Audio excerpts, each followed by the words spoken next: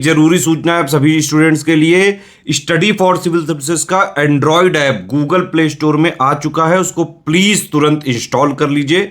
और अगर आप स्टडी फॉर सिविल सर्विसेज के सिर्फ ऐप से कोई भी कोर्स, कोई भी पीडीएफ परचेस करते हैं तो उसमें अप्लाई कूपन, अगर आप ज्ञान सर जो है आप उसमें अप्लाई करते हैं, ये कूपन कोड है, तो उसमें 20% फीस तुरंत माफ हो जाएगी। मतलब 20% डिस्काउंट तुरंत उसमें लग जाएगा।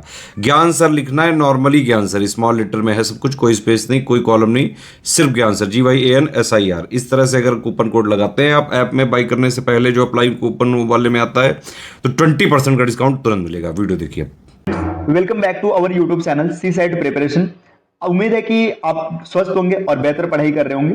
आज की इस क्लास से हम लोग यूपीपीसीएस प्री 2024 के लिए इंटरपर्सनल स्किल के टॉप 500 क्वेश्चंस की एक सीरीज को स्टार्ट कर रहे हैं, है ना। तो ये सीरीज लगातार चलती रहेगी और इसमें आपको निरंतर प्रश्न देखने के लिए मिलेंगे। तो चलिए स्टार्ट करते हैं आज की इस क्लास को। यह हम लोगों की सीरीज की पहली क्लास है। देखिए यहाँ पर प्रश्न दिया है, निर्णय से संबंधित समस्याएं हैं, आपको डिसीजन मेकिंग करना है। अब इसमें कौन सी समस्याएं आपके सामने आ सकती है? देखिए पहला समस्या है भय, दूसरा उम्मीदों से भय, भय एवं झूठी आशा, और अंतिम है उपर्युक्त में से कोई नहीं। तो देखिए जब भी डिसीजन मेकिंग की बात करेंगे तो वहां पर भय एवं झूठी आशा ये एक समस्या बन के सामने आती है। तो इसका सही उत्तर हो जाएगा विकल्प सी।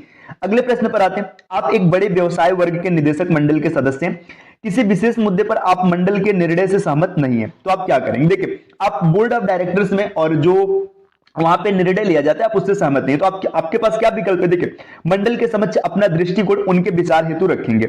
दूसरा विकल्प है निर्णय को स्वीकार कर लेंगे। तीसरा है निर्णय को अस्वीकार कर विस्तृत स्पष्टीकरण की मांग करेंगे। और लास्ट में उच्च स्वर में अपना विरोध प्रकट करेंगे। तो देखिए इसका जो सही विकल्प बनेगा, मंडल के समक्ष अपना दृष्टिकोण रखेंगे उनके विचार हेतु, कि मतलब इस दृष्टिकोण पर आपको विचार करना चाहिए। तो विकल्प ए इस प्रश्न का सही उत्तर बन जाएगा। अगले प्रश्न पर आते हैं। नेक्स्ट यहाँ पर अगला प्रश्न दिया, प्रश्न संख्या 3। निम्नलिखित में से कौन सी संज्ञानात्मक प्रक्रिया उस समय घटित होती है जब व्यक्ति कलात्मक, साहित्यिक, वैज्ञानिक अथवा व्यवहारिक समस्याओं के विभिन्न संभावित समाधानों पर स्वतंत्र रूप से विचार करता है? तो ऐसी स्थिति में जो समस्या उत्पन्न होती है ये अपसारी चिंतन, डाइवर्जेंट थिंकिंग उत्पन्न होता है। तो इसका सही उत्तर बन जाएगा विकल्प डी। अब अगले प्रश्न पर आते हैं, प्रश्न संख्या 4। देखिए यहां पर क्या प्रश्न दिया है, अधोलिखित को सार्थक रूप में व्यवस्थित कीजिए। यहाँ पे 5 पॉइंट दिए, योजना बनाना, दोहराना, प्रकाशित करना, सोचना और लिखना। इसको आपको एक सार्थक क्रम में लगाना है। तो देखिए सबसे पहले आप क्या करेंगे, किसी चीज पर आपकी थिंकिंग आएगी, मतलब सबसे पहले आपके मन में विचार उत्पन्न होगा, तो इसका जो सही मतलब क्रम लगेगा ये 4 से शुरू होगा। तो सबसे पहले आप चौथे को अरेंज करेंगे। तो देखिए चौथे को अरेंज करने के लिए यहाँ पे सिर्फ 2 विकल्प में चौथा दिख रहा है, तो इसका सही उत्तर या तो विकल्प सी बनेगा या तो विकल्प डी बनेगा। ए और बी ये एलिमिनेट हो जाएंगे। देखिए आपने थिंकिंग किया, थिंकिंग के बाद आप प्लान करोगे, मतलब जिस चीज पे आपने विचार किया उसका प्लान करोगे। प्लान करने के बाद आप क्या करेंगे, आप उसको लिखेंगे, है ना, राइटिंग होगी उसकी। और लिखने के बाद फिर आप क्या करेंगे, लिखने के बाद देखिए आप उसको एक बार रिपीट करेंगे कि जो चीज मैंने लिखा है आप रिवाइज करेंगे ये सही है कि नहीं सही। तो यहाँ पर दूसरा आएगा। तो अगर आप इन विकल्पों में देखेंगे तो विकल्प सी इस प्रश्न का सही उत्तर बनेगा। नेक्स्ट अगला प्रश्न यहाँ पर है, देखिए दिया क्या है, चलिए यहां पर है समस्या समाधान का एक ऐसा नियम अथवा प्रक्रिया जिसका यदि क्रमशः अनुसरण किया जाए तो यह सुनिश्चित कर देता है कि समाधान मिल जाएगा। देखिए एक समस्या है, आपको उसका आपके पास उसका समाधान करना है। अब यहाँ पे कुछ चीज ऐसी है जिसका अगर आप फॉलो करेंगे, अनुसरण करेंगे, तो ये सुनिश्चित हो जाएगा कि सही समाधान मिल जाएगा। तो वो एल्गोरिदम होता है। एल्गोरिदम को फॉलो करके आप सही सॉल्यूशन निकाल सकते हैं। तो इसका सही उत्तर हो जाएगा एल्गोरिदम, विकल्प सी, कलन विधि। नेक्स्ट अगले प्रश्न पर आते हैं, प्रश्न संख्या 6। यह अनुभव करने की अयोग्यता की समस्या का समाधान किसी परिचित वस्तु का असाधारण तरीके से उपयोग द्वारा हो सकता है, तो इसको क्या कहेंगे? तो देखिए इस स्थिति को कहते हैं प्रकार्यात्मक स्थिरता के कारण। तो ये ऐसी स्थिति जो होती है, ये प्रकार्यात्मक स्थिरता जब होती है तो यहां पर ऐसी स्थिति देखने के लिए मिलती है।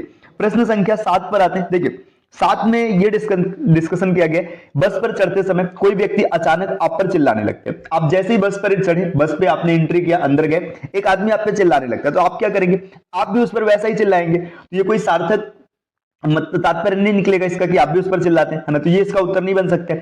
कंडक्टर से उसे शांत करने के लिए कहेंगे, है ना, ये बाद की बात है। देखिए इसके बाद क्या बोला जा रहा है, तीसरा, चिल्लाने का कारण जानकर मामले को शांत करेंगे। तो यही इसका सही उत्तर बनेगा। सबसे पहले आप कारण जानेंगे कि वो व्यक्ति आपके ऊपर चिल्ला क्यों रहा है, भाई ऐसा क्या हुआ है कि वो चिल्ला रहा है। तो चिल्लाने का कारण जानेंगे और मामले को शांत करने का प्रयास करेंगे। विकल्प सी इस प्रश्न का सही उत्तर होगा।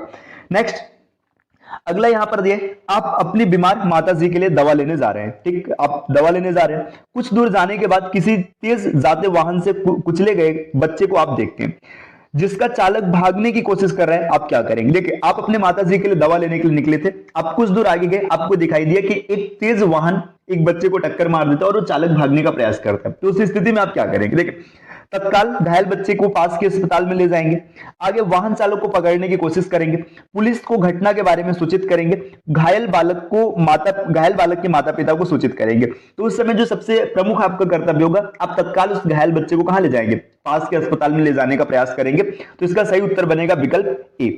अगले प्रश्न पर आते हैं, प्रश्न संख्या 9।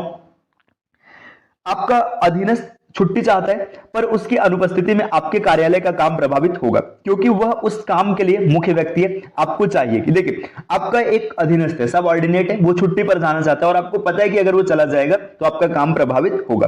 तो आप क्या कर सकेंगे उस स्थिति में? देखिए, उसके मामले को अपने उच्च वरिष्ठ को संदर्भित करेंगे, मतलब जो आपका सीनियर है उसके पास भेज देंगे, छुट्टी मंजूर कर दें, दूसरे व्यक्ति को उसका काम करने को कहें, उससे मिले छुट्टी के कारण के बारे में चर्चा करें और उसकी उपस्थिति की आवश्यकता के लिए उसे मनाने का प्रयास करें। देखिए, इसका सही उत्तर जो होगा विकल्प डी होगा, कि जो उसके छुट्टी का कारण है उसको समझेंगे, उस पर चर्चा करेंगे उससे और उसे मनाएंगे कि मतलब ये यहाँ उसकी आवश्यकता यहाँ पर कितनी है। चलिए अगले प्रश्न पर आते हैं, प्रश्न संख्या 10। निर्णयन के बारे में निम्नलिखित में से कौन सा कथन सही है? तो निर्णयन की अगर बात करेंगे तो इसके संबंध में कौन सा कथन सही है? यह कार्यवाही को निर्धारित करने का काम करता है। जो डिसीजन होता है ये क्या करता है? कार्यवाही को निर्धारित करने का कार्य करता है। सही है, डिसीजन मेकिंग करता है। इसका अर्थ है विभिन्न विकल्पों में से एक विकल्प को चुनना। देखिए, डिसीजन मेकिंग, आपने डिसीजन लिया, आपके पास कई विकल्प है, आपने उसमें से एक को चूज किया, तो ये भी इसका सही उत्तर हो जाएगा। यह नीति निर्माण का पर्यायवाची, तो नीति निर्माण का पर्यायवाची नहीं है, ये तीसरा गलत हो जाएगा। तो इसका सही उत्तर हो जाएगा पहला और दूसरा, विकल्प बी। चलिए अगले प्रश्न पर आते हैं। अगला प्रश्न यहां पर है, अभी तक सभी मनुष्य जो मेरे संपर्क में आए हैं स्वार्थी है, अतएव मैं यह अनुमान क्यों न लगा लूं कि मनुष्य स्वार्थी है।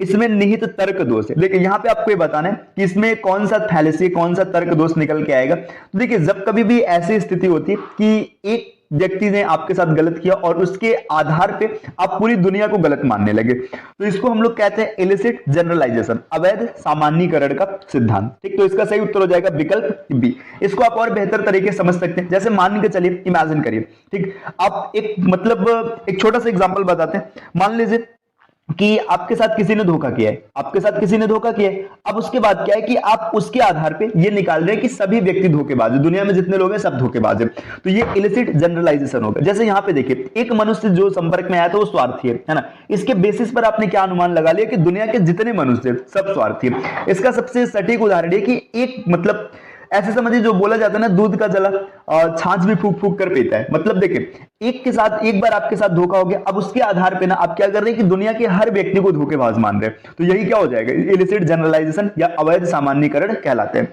अगले प्रश्न पर आते हैं, प्रश्न संख्या 12। बहुत से लोग बिस्तर पर मर जाते हैं, मतलब वो बिस्तर पर सोए मर गए, अतएव बिस्तर पर नहीं लेटना चाहिए। देखिए, यहां पर भी इलिसिट जनरलाइजेशन का तर्क दिखाई दे रहा है। बिस्तर पर सोए, उनकी मृत्यु हो गई, अब आपने ये तर्क निकाल लिया कि हम बिस्तर पर सोएंगे ही नहीं, तो ये भी क्या होगा? इलिसिट जनरलाइजेशन, मतलब अवैध सामान्यीकरण। तो इसका सही उत्तर हो जाएगा विकल्प ए। अगले प्रश्न पर आते हैं, प्रश्न संख्या 13। देखिए, वह अवश्य अत्यंत अच्छा आदमी है क्योंकि उसके बोलने के ढंग से मैं अत्यंत प्रभावित हूं। देखिए, किसी के बोलने के ढंग से आप प्रभावित हैं तो आप क्या बोल रहे हैं कि ये बहुत ही अच्छा आदमी है। तो ऐसे दोष को कहते हैं अर्थांतर दोष। विकल्प ए इसका सही उत्तर बन जाएगा। अगला प्रश्न 14 नंबर का, शराब स्वास्थ्य के लिए हानिकारक नहीं हो सकती क्योंकि यदि ऐसा होता तो डॉक्टर उसे संस्तुत नहीं करता। मतलब देखिए, अगर शराब स्वास्थ्य के लिए हानिकारक नहीं होता तो डॉक्टर उसे लेने की सलाह नहीं देता और प्रिस्क्राइब नहीं करता। तो इसमें कौन सा दोष होगा? अगर इसकी बात करेंगे तो इसमें जो दोष निकल के आएगा, देखिए यहां पर भी क्या हो रहा है कि डॉक्टर ने अगर सलाह मतलब प्रिस्क्राइब किया शराब के लिए, तो आप क्या मान रहे हैं कि अब ये स्वास्थ्य के लिए हानिकारक है ही नहीं। ये भी इलिसिट जनरलाइजेशन दिखाई दे रहा है। तो विकल्प डी इस प्रश्न का सही उत्तर बनेगा। चलिए अगले प्रश्न पर आते हैं। नेक्स्ट प्रश्न संख्या 15। विश्वविद्यालय सीखने का मंदिर है, अतएव इसमें राजनीति के लिए स्थान नहीं है। तो इसका सही उत्तर हो जाएगा विकल्प ए, अर्थांतर। ठीक, अर्थांतर दोष इसमें निकल के आएगा, इग्नोरेसिव इलेंकी। ठीक, नेक्स्ट अगले प्रश्न पर आते हैं। अगला प्रश्न यहां पर दिया, प्रश्न संख्या 16।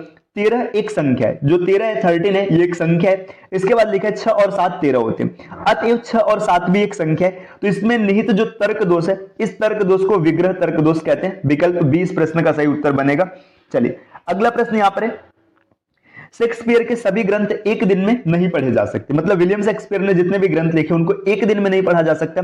हेलमेट शेक्सपियर का एक ग्रंथ है, अतः हेलमेट एक दिन में नहीं पढ़ा जा सकता। इसको कौन सा दोष कहेंगे? तो यहां पर होगा विग्रह दोष। विकल्प ए इस प्रश्न का सही उत्तर निकल के आएगा। चलिए अगले प्रश्न पर आते हैं। युद्ध का लक्ष्य स्थायी शांति है, मतलब जो युद्ध होता है इसका लक्ष्य होता है स्थायी शांति स्थापित करना, अतएव सैनिक सर्वोत्तम शांति बनाने वाले। तो इसका जो तर्क दोष होगा, इसका तर्क दोष होगा आत्माश्रय। विकल्प ए। साइमन द्वारा प्रस्तावित निर्णय लेने की क्रियाओं में से निम्नलिखित में से विषम प्रक्रिया बताई। तो देखिए साइमन द्वारा जो आयोजित था, इसमें जो था, इसमें अगर आप देखेंगे बुद्धिपूर्ण क्रिया ये था, मतलब यहाँ पे विषम को बताना है। अभिकल्प क्रिया, चयन क्रिया, तो इसका सही उत्तर हो जाएगा तादात्म्यकरण क्रिया। विकल्प डी। चलिए अगले प्रश्न पर आते हैं, 20वां प्रश्न। देखिए यहां पर दिया तथ्य सामग्री और निष्कर्ष के बीच मानसिक संयोजन कहलाता है। आपके पास तथ्य सामग्री है और मानसिक संयोजन। देखिए कुछ यहाँ पे सामग्री है और कुछ आपने मानसिक संयोजन बैठा है, तो इसको क्या कहेंगे? अनुमान लगाना। इसका सही उत्तर होगा इन्फेयरिंग। विकल्प बी। तो आज की क्लास की ये 20 प्रश्न रहे, हम लोगों ने इसका डिस्कशन किया। इसके बाद आपको लगातार क्लासेस मिलती रहेगी। अगर आपको वीडियो पसंद आया तो लाइक कीजिएगा, अपने फ्रेंड्स के साथ शेयर कीजिएगा, और चैनल पर अगर पहली बार विजिट किए तो चैनल को सब्सक्राइब जरूर कीजिएगा। चलिए अब आपसे मिलते हैं नेक्स्ट क्लास में कुछ नए कॉन्सेप्ट के साथ। तब तक के लिए धन्यवाद।